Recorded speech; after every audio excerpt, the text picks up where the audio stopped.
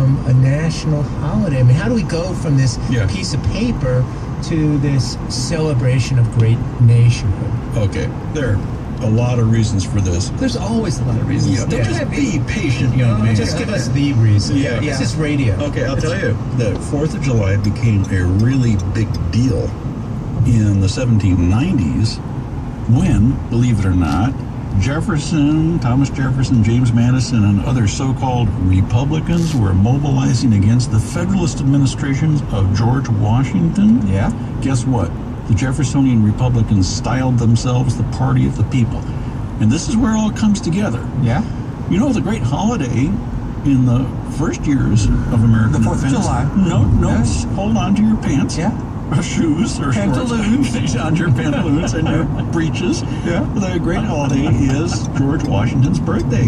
Huh. And George, as you might think about it, there's a really strange coincidence here. George III was the king. George Yeah, a lot of Washington, Georges. first president, father of his country. Kings are fathers.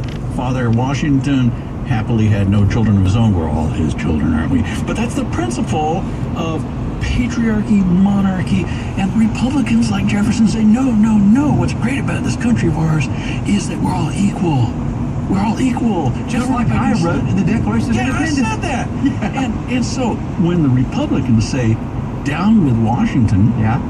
up with Jefferson, but it's not Jefferson because Jefferson was channeling the American people in the Declaration of And so, Independence. Peter, what you're saying is the reason this holiday is built around this piece of paper is we were trying to replace king worship with this Republican ideal, this notion of fraternity between men who are equal, at least in their status as citizens of this republic. Yeah, it's a new form of male bonding between equal guys out having a parade and walking around and feeling good about each other, but fraternity as opposed to this kind of patriarchal idea. This hierarchical notion. Right. You know, this totally shifts my conception of the holiday because, frankly, when I think about the symbolism of patriotism, when I think about nationalism, it's something that today is associated with the right. Mm-hmm. But you're saying that actually the origins of the 4th of July, this great patriotic moment, comes from the Jeffersonian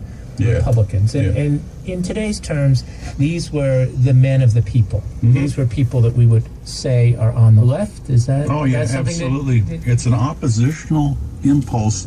It's a self-consciously democratic impulse with a small d that is on behalf of the people against elites. So, Peter, what you're really saying here is the left had the flag, it had the symbols of nationalism And back remember- in Jefferson's time. And the big mistake the left of the 20th century made, started burning the flag, right? That's right. Those are the things that people still remember and still infuriates them. And I could see a show. Can you, Well, since we already filled up part of one just by talking about it. well, let's celebrate. How about a parade?